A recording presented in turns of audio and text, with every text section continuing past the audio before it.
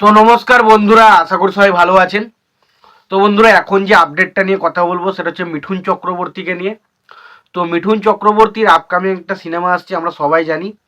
এবং সেই ছবিতে গল্প গল্পের লেখক হিসেবে কাজ করছেন আমাদের পছন্দের একজন ইউটিউবার, যার নাম হচ্ছে অরিত্রস জ্ঞান।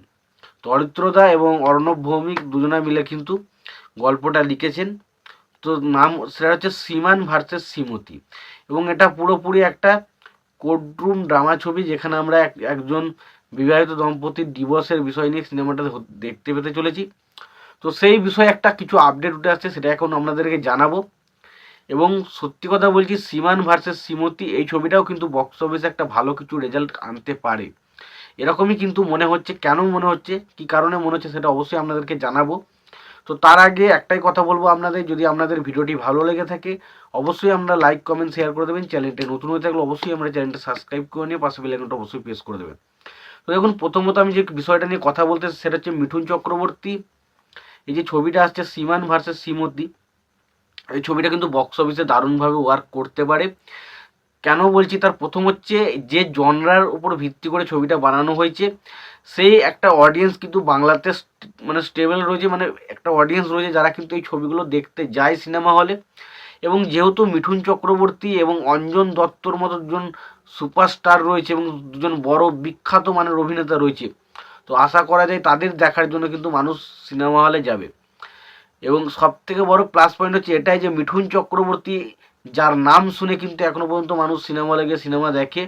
এবং তার পাশাপাশি অঞ্জন দত্ত, তো অঞ্জন দত্ত এবং মিঠুন চক্রবর্তী ছবিতে থাকা মানে সেই ছবির একটা আলাদা প্লাস পয়েন্ট থাকবে, যেটা কিন্তু আমার মনে হয় বক্স অফিসের এফেক্ট পড়বে।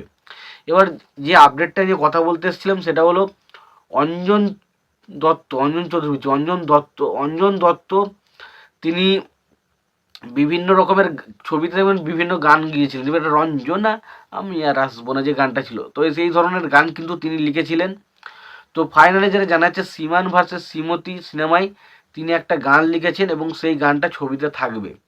তো অনেক দিন পর অঞ্জন দত্ত আবারও গান লিখেছেন এবং সেই গানটা তার ছবিতে ইউজ করা হচ্ছে, এটা একটা বিশাল বড় ব্যাপার। এবং প্রতীক্ষিত বিষয়, এই ছবির পরিচালক প্রতীক্ষিত বসু, তিনি বলেছেন এই ছবিটা নিয়ে সে প্রচণ্ড বেশি এক্সাইটেড, কারণ মিঠুন চক্রবর্তীর মতো একজন অভিনেতার সঙ্গে সে কাজ করা সেটা একটা বিরাট বড় সৌভাগ্যের ব্যাপার। এবং তার পাশাপাশি মিঠুন চক্রবর্তী এবং অঞ্জন দত্ত দুজনকে একই ছবিতে স্ক্রিন শেয়ার করতে পারা সত্যি আমার কাছে ধন্যের মতো। তো দেখা যাক তাদের এই যে ভালোবাসা, এবং তারপর যে অঞ্জন দত্তের এই যে একটা নতুনভাবে কামব্যাক হওয়া, দেখা যাক গানটা কেমন হয় এবং এই ছবিটা বক্স অফিসে কেমন কি ফলাফল করে, সীমান ভার্সেস শ্রীমতী কেমন ফলাফল করতে পারে। তোমাদের অবশ্যই তোমরা মতামতটা জানিও। তোমাদের যদি ভিডিওটি ভালো লেগে থাকে অবশ্যই তোমরা লাইক কমেন্ট শেয়ার করে দিও। চ্যানেলটা নতুন হয়ে থাকলে অবশ্যই তোমরা চ্যানেলটা সাবস্ক্রাইব করে নিয়ে পাশে বেল আইকনটা অবশ্যই প্রেস করে দিও। ভালো থেকো, সুস্থ থেকো, দেখা হচ্ছে পরে ভিডিওতে।